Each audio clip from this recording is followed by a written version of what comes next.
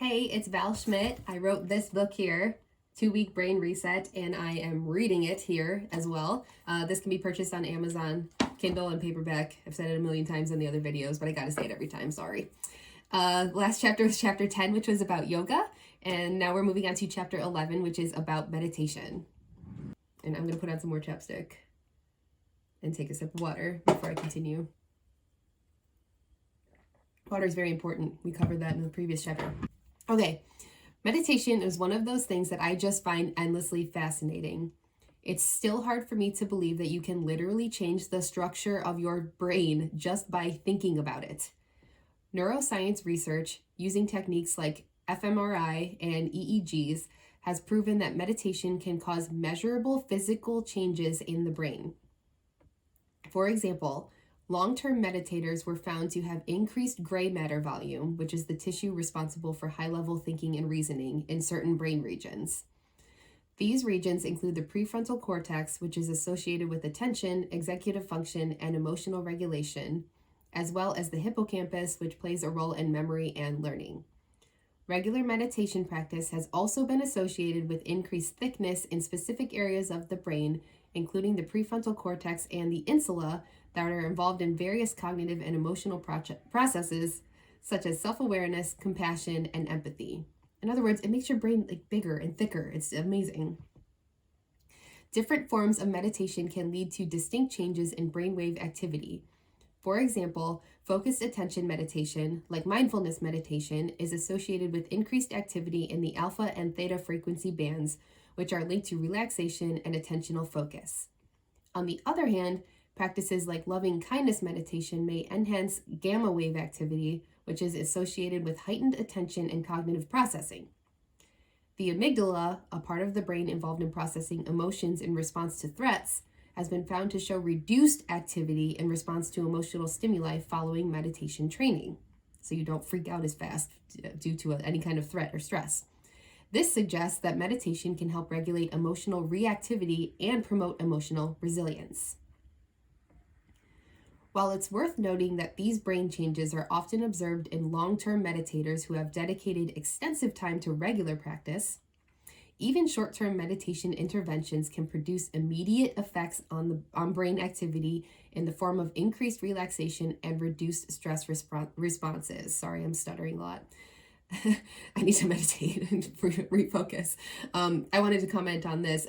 That means that so it's better if you've been meditating for 5 years straight every day, but even if you've never meditated before and you try one 10-minute session, you will feel a difference after that 10 minutes. If you just take a break from a stressful workday and meditate for 10 minutes, you will feel different afterwards. It's really incredible. If you've never tried it, please do. The brain's plasticity, or its ability to change and adapt, is also affected by these meditated induced changes. Regular practice and consistency seem to be important factors in shaping the brain's structural and functional adaptations associated with meditation. If you choose to use meditation in your 2-week reset, I hope you continue the practice afterward too. Never meditated before? Feeling intimidated by it? I can promise you that meditating is going to be one of the easiest things you can implement into your reset program. You can start with just 5 minutes a day, but the more you can do, the faster you will see results. When I first started my meditation routine, I was doing 10 minutes per day in bed right before going to sleep. I eventually added another 10 minutes in the morning just after waking up. Let's clear up some misconceptions here.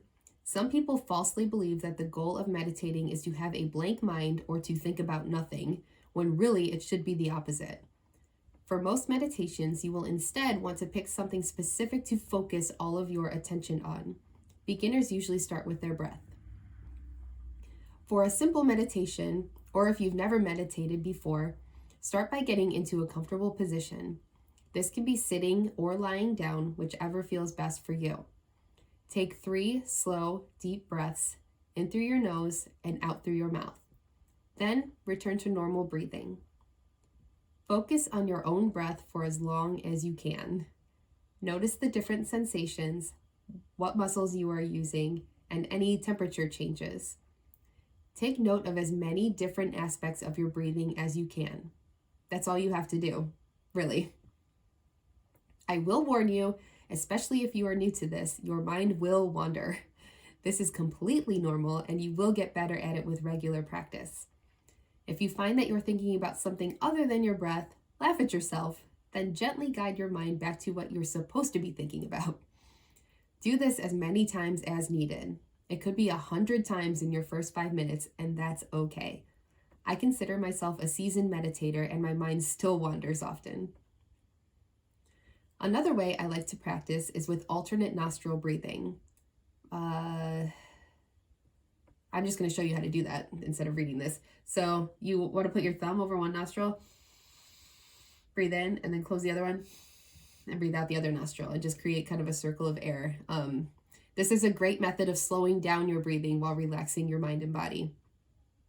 But my favorite way to practice, however, is with guided meditations. This is when you actively listen to someone else walk you through your session. You may find that silent meditations work better for you, but I find it easier to keep focused on someone else's voice rather than my own going in my head.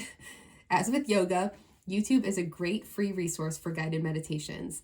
My favorite channel is Great Meditation, but there is an abundance of options. Choose someone whose voice is calming to you and that you can enjoy listening to daily, because that's how often you're going to practice, right? Every day. To wrap up this chapter, I just want to reiterate that you will not be an expert on your first try. Like anything else in life, you will get better and better the more you practice, and you will also continue to see more benefits. Be patient with yourself and have fun with it.